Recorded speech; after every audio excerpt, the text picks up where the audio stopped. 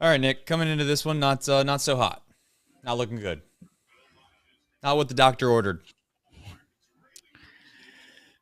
Not looking good. Not ideal. Not what the doctor ordered. No, not ideal. Although you must have muted it. Did you have the browser open for a half a second or no? I did. Yeah. That was on me. We're good. No echoes. Yeah, for those that are wondering, your boy's camera just went kaput, frozen. That's what happens when you leave it on all night, I guess. Told you gotta put that sticky note up. It was a game changer. Yeah, that's a good point.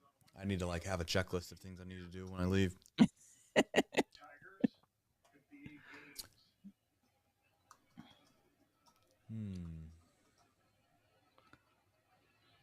How we doing, chat?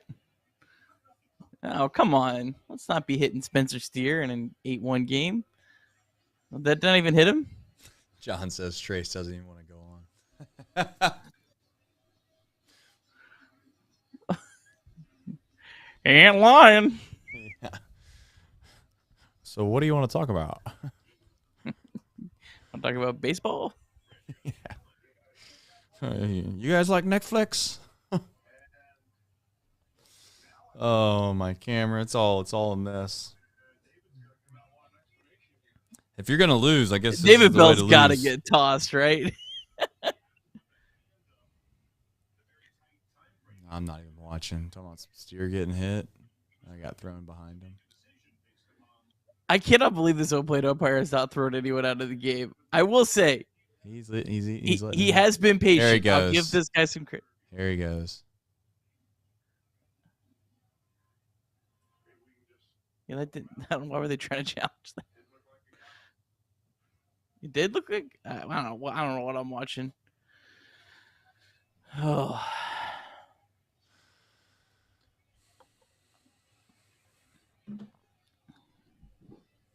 It's just the time for the greatest rally in the history of the Cincinnati Reds.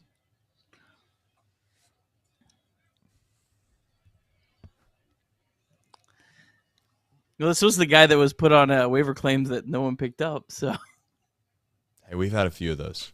yeah, but he was Henry like Ramos. he was like on that big list of waiver guys. Like I guess they were like all put on right before the playoff eligibility. All right, here we go. Oh. I'm going to see what you just seen. No, I'm watching the Brewers game. Oh, I thought you were talking out at the plate. I'm like, I mean, that matters far more than what I'm watching on the other TV right now. It's they just tied it up at 2, but they had a chance for the winning the go ahead run to score out at the plate. Let's get the leadoff guy on. Let's get the leadoff guy on. Get going a little bit here. I like how my camera, like, it's just, I bear with me, Chad. It's gonna be tough. No neck trace. Yeah, I gotta start the hashtag. Oh, he's safe. Nick's locked into a whole nother baseball game. I'm not even watching. Do I need to turn that game on? What inning? Can I get an inning and a score, please? 2-2 fifth inning. But I think the Brewers just scored the go-ahead run. Okay. You telling me that TJ Friedel hit a home run? TJ! Oh, he just stared it too. He just stared it down.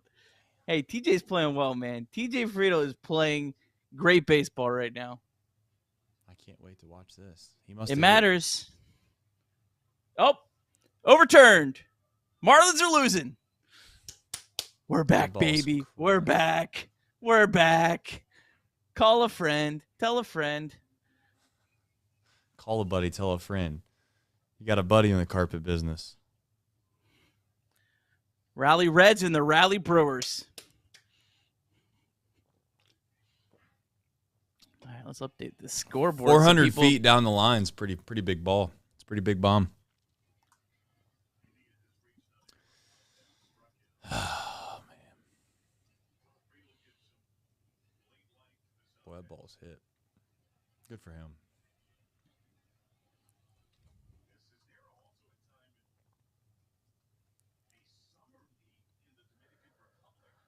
What was that number? Number 14 for TJ. That's just not going to do it, is it? Nope.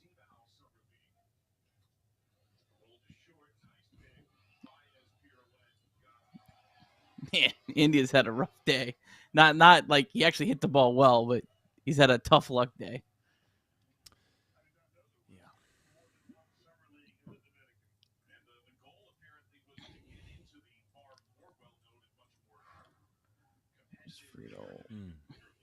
That's Javi Baez for you. Can literally only play defense. Really good at that still. I don't know, man. He booted a ball with India earlier. Yep.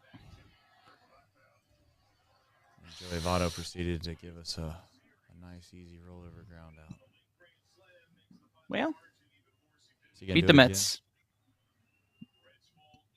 Sounds like he got out. Haven't seen it, but it sounds like he got out. Yeah, it's over. One pitch? Oh, yeah. Not letting you watch it. What a good. That's another good at bat. I'm glad to see we're grinding him out. All right, we're gonna do a show, and we're gonna start it with this.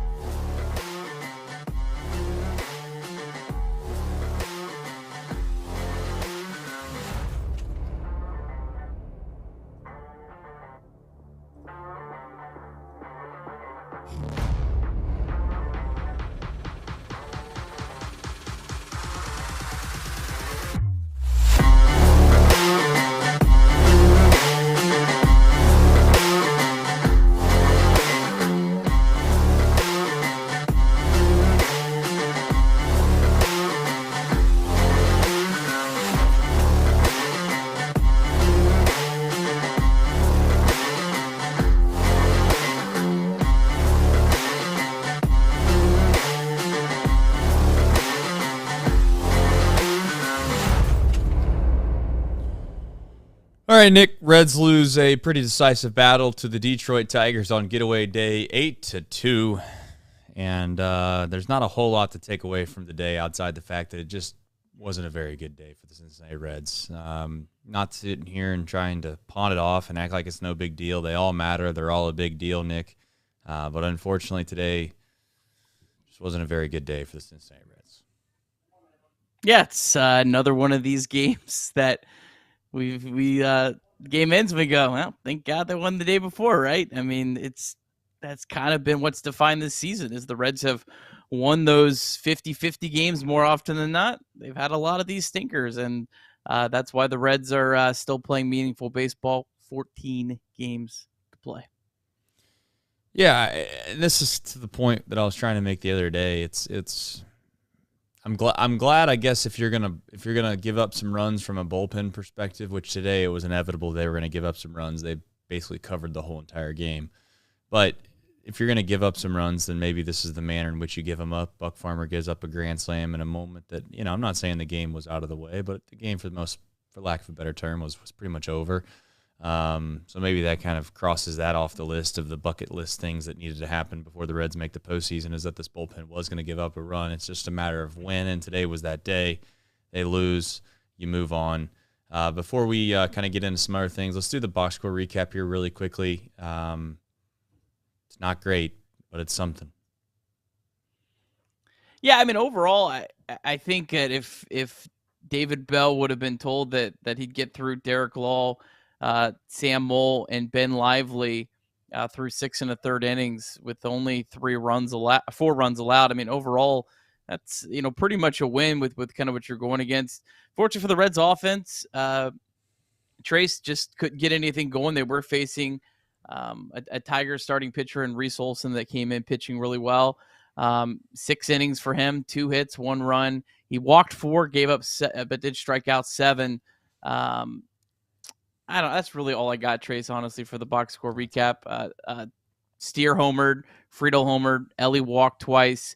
Overall, the pitching. I guess I'll run through what the Reds did today for those who may just be tuning in. Derek Lull started the game. He did give up a run in his inning of work. Sam Moll pitched a scoreless inning. Ben Lively gave up a couple runs early, but then settled in and actually kept the team in the game for the most part. 4 and a third innings pitched. 3 runs allowed. Didn't walk anyone, so that was good to see from him, and 4 strikeouts. But I'll kick it right back to you, Trace. I know the offense didn't have a great day today in terms of runs, but it wasn't like the Reds were no hit into this game going into the 6th inning. It felt a lot different than like that Alex Cobb no hitter. Like it felt like the Reds had pretty competitive at bats. They had, I think, drawn 4 walks through the first 5 innings. They had a ton of hard hit balls. And today, it wasn't their day. They were facing a good pitcher who made some really good pitches when he needed to. But overall, I didn't think it was a necessarily awful day from the offense. No, but at some point, we're going to have to put away the old let's make ourselves feel better about what actually happened and how many runs we scored and start scoring some runs at a significant pace. And listen, I'm not suggesting this offense has been horrific like maybe they were a month ago or so, or whatever that measurement was. At this point, the days are blending together. But I keep going back to this point. It feels like the offense is going to have to try to will us to the postseason at some point, because it's just the guys that we're running out there. Can we be honest with ourselves? We're not supposed to win a game when Derek Law is the opener. We're not supposed to win a game when the extended arm is Ben Lively. It's just not. It's not. I don't care who we're playing. I know that everyone's gonna be like, well, it's the Tigers. It's the Tigers. Like, if we were playing the Rockies with that, I still don't know if we win. It's just this offense is gonna have to score 6-7 runs on a consistent basis, I think, very soon, for them to continue to have the success that I think we all hope for them to have. And 2 runs today just ain't going to cut it. Now, I get what you're saying. I'm not trying to be super pessimistic about it. I'm not trying to sound like, old man yells at cloud type thing. But there were some chances, and the at-bats during those chances just weren't good enough, I guess. The Tigers gave them some life a few times, and they just weren't able to execute. So you kind of you burn the tape, Nick. That's how I look at it. Let's burn the tape. Let's move on. You got the biggest series of the year coming up with the Mets. We've talked about that at length already on multiple different shows. It's a psychological series, if anything else. If you win, you gain ground. If you lose, you don't. It's as simple as that. I know we're not playing head-to-head battles right now, but it's as head-to-head of a battle as you can get when it comes to this situation we're in. Nick, I don't know how you're feeling, but I'm kind of thankful that this Reds team doesn't face a wild card opponent for the next 2 weeks, largely because I just don't think this team's playing their best baseball right now, and I'm hopeful that they're going to find a way over the course of the next 2 weeks with some of these inferior opponents to be able to find their footing. I just don't know if it's in the cards, man. I mean, this team has battled and battled and battled and battled. Hopefully they can. I mean, I know it sounds like I'm basically casting them as dead, and I'm not. But they do need to find some kind of spark from somewhere, and I just don't know if it continue. Maybe can it still be the bullpen? I mean, I don't know, Nick. It feels like it's the offensive turn to kind of carry the load, but I don't know how you feel kind of moving in tomorrow, but that's where I'm at. I feel the exact same I felt about the Reds as I felt about 12 hours ago. They lost a game today. Like you said, this wasn't a game necessarily that lined up great for the Reds. Neither was yesterday. I mean, yesterday was Connor Phillips going up against a all-star caliber pitcher and Eduardo Rodriguez, and the Reds were able to get a win. So, look, the Reds took care of business in Detroit. Winning 2 of 3 is taking care of business. You know who didn't take care of business? The Cubs. They didn't take care of business in Colorado. You know who else didn't take care of business? The Diamondbacks. They didn't take care of business in New York. The Reds took care of business. This one sucks today. Burn the tape. Move on. Beat the Mets. Let's go. I agree. I do agree with that. This isn't doomsday by any stretch of the imagination. I'm not trying to cast it as that. It is not that. But I am hopeful that this offense will just explode is where I'm at. And that kind of leads us into the next point, Reds offense / the lineup. Do we want to go here? I kind of wanted to make this an easy show. There's no such thing. Yeah, I don't know, man. I do think CES has to be kind of that guy. I don't know. I mean, I'm not suggesting. I know he hit into a double play too, but I don't know. It's a tough sell. It's a tough sell with the way Christian Encarnacion Strand was swinging the bat.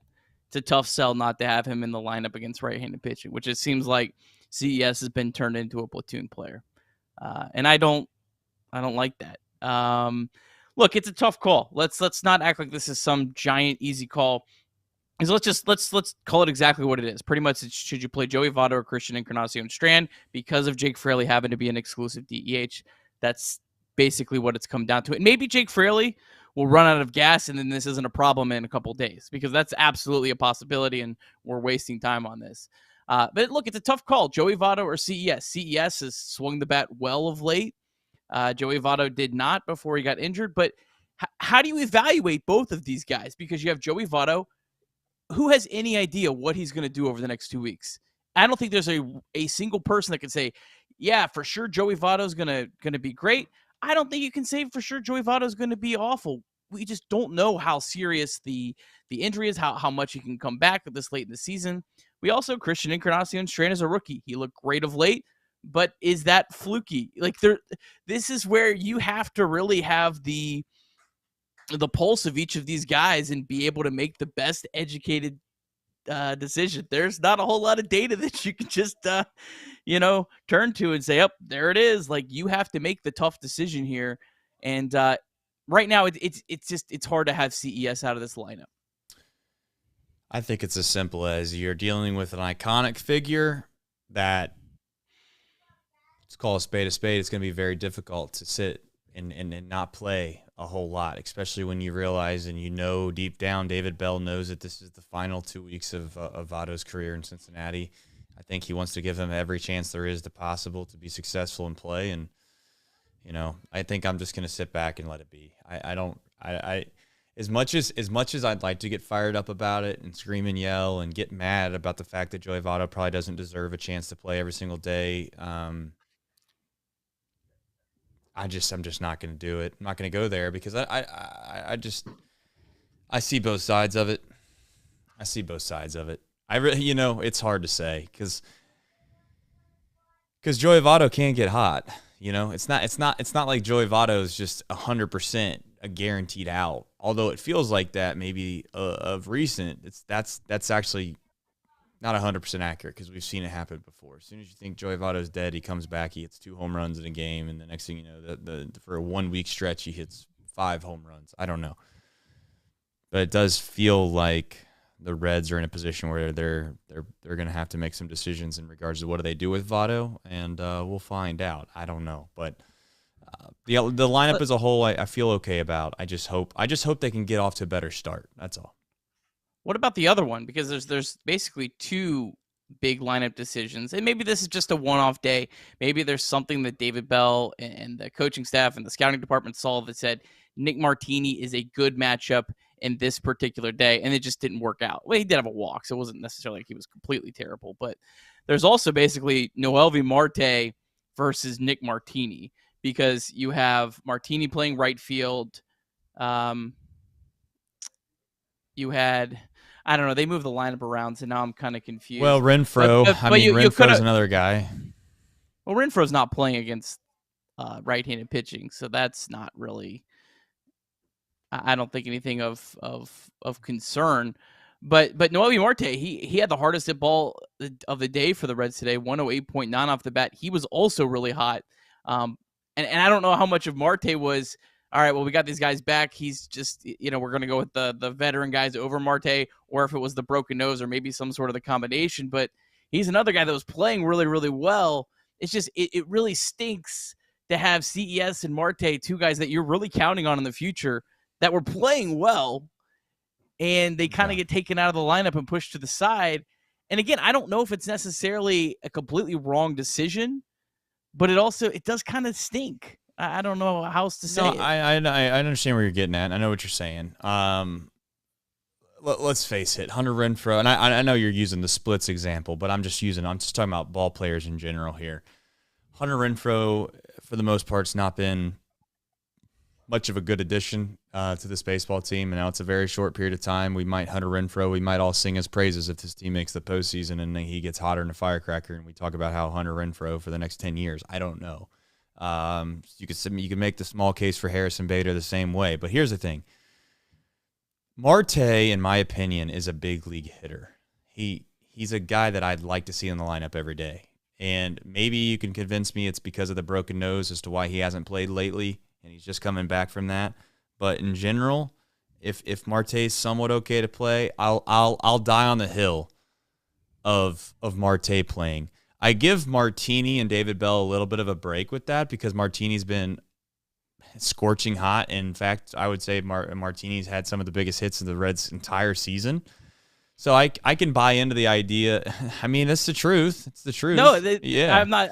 These are tough calls. Yeah, so it's just like I don't know. I mean, it's easy to sit back and say, "Oh, don't play Martini after he goes 0 for 2 and only walks once." But if he's very much capable of having some big hits, and in fact, to go back to a series prior, Martini hit some balls really, really hard. They just were outs as well. So I'm not the only one for me at this point that I have a hard time swallowing. And I hate to say this out loud, but it's probably Joey. That's the one that's the toughest. I just don't think Joey's competitive. And I hate that. But, again, that's here nor there. You're not going to hear me complain about the lineup unless Joey Votto's hitting against a lefty. How about that? Can I make that pact with you? Well, we'll get to find out tomorrow night. There's no way he's playing against a left-hander. Reds face lefty on Friday and Sunday. So it honestly might it's nice that there's not 2 in a row because that kind of makes, I think David really has a hard time, if I'm being honest, sitting Joey back-to-back days. I think if he says, all right, I had him in Thursday, I'll sit him Friday, I'll put him in the lineup Saturday, I'll put him in Sunday. And then I guess that gives you a couple more days to play Marte and CES, see how they do against the lefties. You just give them a day off on Saturday in between, and then you see how they do on Friday and Sunday, and then you make your decision for Monday and beyond. But this is a day-to-day, really, really tough decisions. I do not envy David Bell at all on these decisions because it feels like you can't win with almost anything you do with the lineup right now. Yeah. No, there's a lot of people in the chat that are right. They're smart people. They watch baseball. I mean, there's a lot of them. I don't want to read them all because I think then it would make me feel like I'm biased to certain people in the chat, but sucks. It just sucks. I wish it could be perfect, but it's just not. And the truth is that we're watching things that we were hoping that weren't going to happen. That's the facts, man. That's the facts. We're watching kids sit on the bench for people that are going to be nobodies to us next year. And maybe it's oversell of saying, those guys need their experience, they need to get at bats. We need to just keep trusting this process that is development. We've got ourselves caught up in, and that's fine. We've got ourselves caught up in, you're basically playing splits no matter what, but then you're not playing splits sometimes because of feelings. We're in a tough spot. I give David Bell the benefit of the doubt because I know that there's a lot more to it than just say, hey, play the best player. How about that? I'll leave it at that. Talk about Ellie De La Cruz. Is that what you're going to do?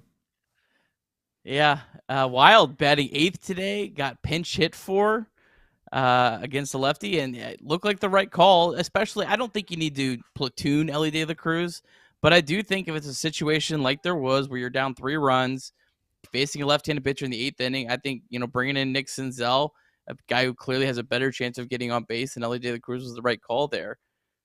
But Ellie just kind of showed it all today. Like he had 2 really good walks. One was 5. He took 5 balls, right? Right. stole second base, was a big spot in the game, and then he gets picked off. It's just you're getting the whole Ellie De La Cruz experiment. Before you get to, I'll just say, like, I just think Ellie's learning things that he was able to get away with in the minor leagues. Like, he was able to get away with so many of these little things, and he's finding out you're not able to get away with a lot of them in the big leagues. But he's doing some good things. That's a fair point. He's doing some good things right now. He is hitting the ball hard. I don't know. Maybe if it was the Kool-Aid, I think he's got a hot week in him. I think he's got a really hot week here at the end of the year.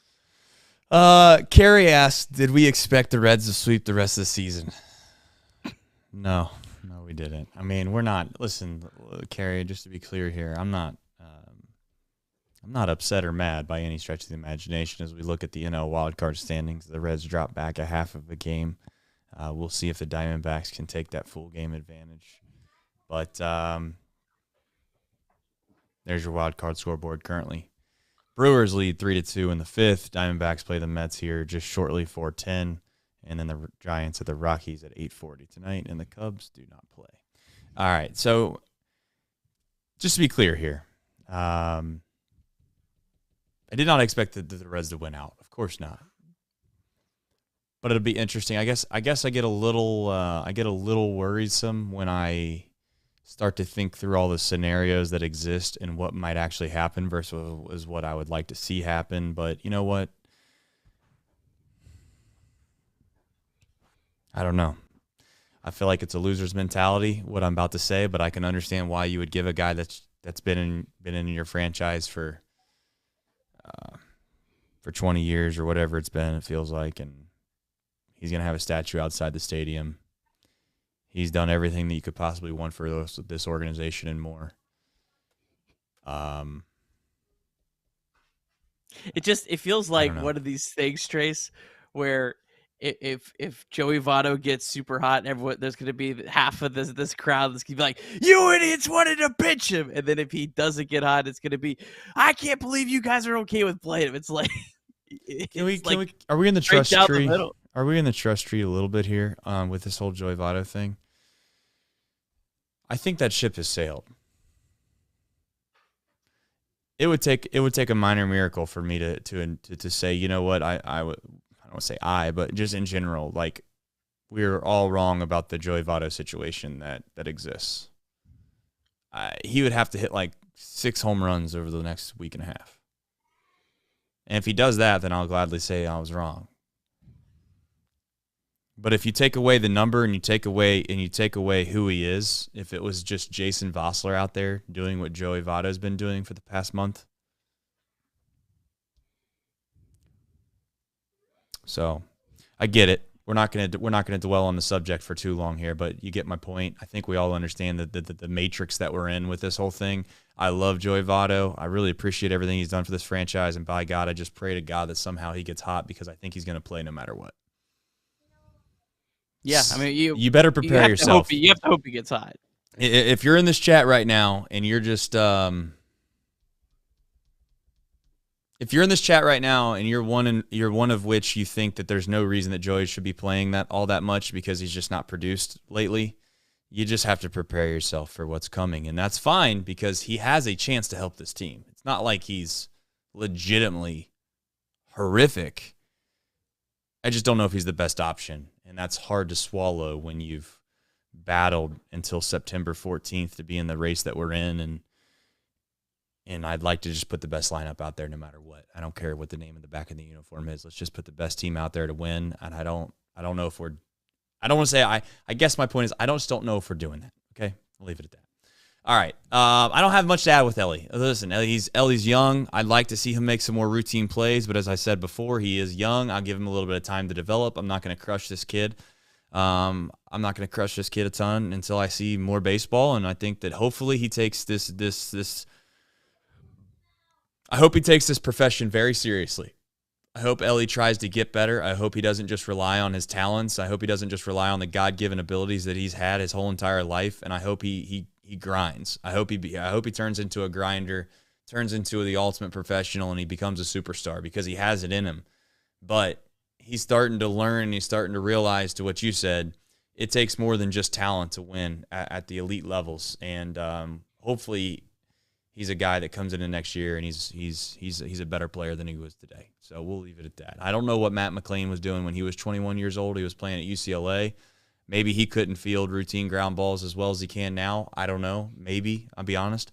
But in general terms, worst case scenario for all the people that want to make fun of getting shortstops after shortstops after shortstops, if Elly proves that he struggles defensively at shortstop for whatever reason, I know he has the unbelievable range and he can do all those things, but Elly can always shift to another position like third base or something like that if it pans out. And who knows, maybe Marte turns into the shortstop or McLain turns into the shortstop and they'll figure it all out. I'm not worried about that. I'm not going to panic about it, but it is a little concerning that he just doesn't look like Matt McLain looks when the ball's hit to him in regards to the fluidity and his ability to make routine plays. He can make extraordinary plays.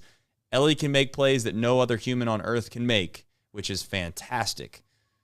But he has like 11 or 12 errors, and that's just not ideal. All right. Let's do some Reds MILB before we get into anything else, if anything else is to be said. Yeah, the Reds MILB is Louisville plays at 6:35. Chattanooga plays at 7:15. That's your Reds MILB presented by Betfred Sportsbook. You were hoping I would kill some time, weren't you? No, I love that. I knew this was going to eventually rub people the wrong way. The chains and all the stuff.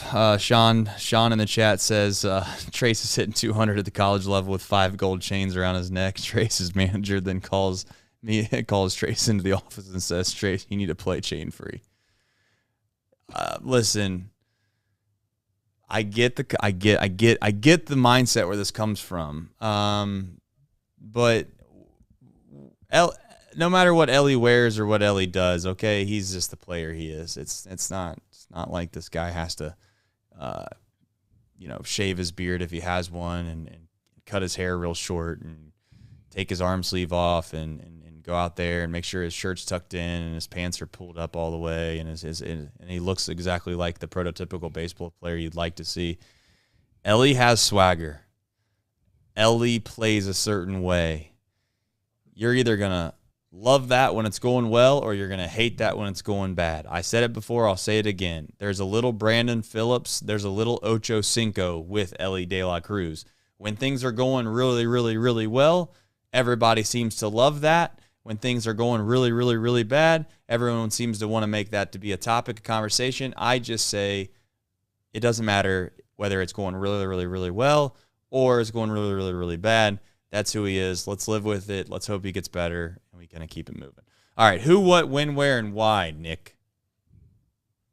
All right, Reds against the Mets on Friday, 7:10 is the first game of this series. Of course, we still need to root for the Mets starting here in about 5 minutes against the Arizona Diamondbacks. So, get all your Mets rooting out, and then root for the Reds this weekend. Mets 67 and 78, but they're another team that is playing a little bit better than their record of late. 7 and 5 in their last 12. And we need that Reds offense to pick up because the Mets offense has a team 819 OPS in September. They are swinging the bat pretty well. They got some pretty good hitters in that lineup, up and down. Not necessarily a lineup full of a bunch of stars outside of maybe like guys like Pete Alonso, but it's a pretty deep lineup. They have their catcher. Why am I drawing a blank? Their top catching prospect batting ninth a lot of times, Francisco Alvarez. That's a pretty decent lineup. Reds going to score some runs. The good thing though, Trace, before I get into the starting pitching matchup, and I talked with Clay Snowden before the series started about the Tigers, and look, the Tigers can pitch. Like they have a pretty good pitching rotation. So I don't think the Reds necessarily offense was atrocious in this series. It wasn't like we saw in San Francisco or some of those other series, but the Reds are going to face some much more favorable pitching matchups over the next couple weeks. Of course, the Mets, their pitching's not in a great spot. Twins have some good pitchers, but then they're looking at the Pirates. Right now, it's lining up as Johan Oviedo and Luis Ortiz for those first 2 games. So I think the Reds offense is going to have a chance to really get cooking. But Friday night, lefty David Peterson on the mound for the Mets. Overall numbers don't look good, but I will say his last 16 games, he got demoted middle of the season. But since he's been back up on June 27th, he's got a 3.42 ERA, so pitching a little bit better than those season-long numbers. Reds did, though, early in the season before he got demoted, hit him hard. 3 1/3 innings, 7 hits, 4 runs back on May 9th. And Nick Senzel, who was swinging the bat hot, is 3 for 3 with a home run against him. So looking forward to that. And then Hunter Green, he's looked really good. Hopefully he can keep it rolling. He faced the Mets back on May 10th, 5 1/3 innings. He gave up 2 runs. So Reds-Mets, Friday 7-10. We need it. Huge game. Huge series. Buckle up for it. Be ready for it. As always, just as a reminder, thank you for watching this show. And as always, the Cubs lead the NL wildcard race that we're all chasing for the most part. Of course, there's the Phillies, but the Cubs with the second slot there, 2 games ahead of the Diamondbacks. The Reds are a half game behind the Diamondbacks. That is until they lose. And then you have the San Francisco Giants behind them. And currently, the Brewers do lead the Marlins 3-2 in the 7th. Diamondbacks are going to lose to the Mets today at 4:10. That'll be that first pitch, and then the Giants play the Rockies, and my guess is that the Giants will beat the Rockies because the Rockies are horrible. And I'm going to keep saying the Rockies are horrible every time they play somebody that we care about because I'm going to continue to do that because it's been working out. Because the Rockies are terrible. Anything to add to that? You think the Rockies are good, Nick? I'm just going to roll with you. Okay. All right. Listen, it's a tough day. Some would say it's a sad day. But it's a beautiful day, which means you need to go out and touch some grass. Okay? If you've not been outside and you're living in the tri-state area, go outside and take a walk. Take a walk. It's a beautiful day outside. I'm going to go enjoy that day. You're going to go enjoy the day. Nick's going to enjoy his day. Hopefully the weather is good where he's at. And we're all just going to come back here tomorrow and act like today didn't happen. Okay? All right. Until then, until next time, you can always check out our other shows. Please do us a favor if you've not already. Go download, rate, and review Chatterbox Reds. That's important to us. We do care about that significantly. We also have other shows. And if you don't know what those are, then I'll tell you about them. It's Mac and JT. It's an NFL show every Wednesday from 7:30 to about 9. Chatterbox Clicker, little film breakdown with Coach Kyle Caskey, former NFL coach. That's on Tuesdays at 9. And then we got Off the Bench with Tom Brenneman. But until Tom comes back, it's your boy here, Trace Fowler. That's every single day, Monday through Friday, from 10 a to 12 p. And, as always, Chatterbox Reds. We love you. We appreciate you. Tomorrow's going to be a better day. I think tomorrow's going to be a better day. Tomorrow's going to be a better day.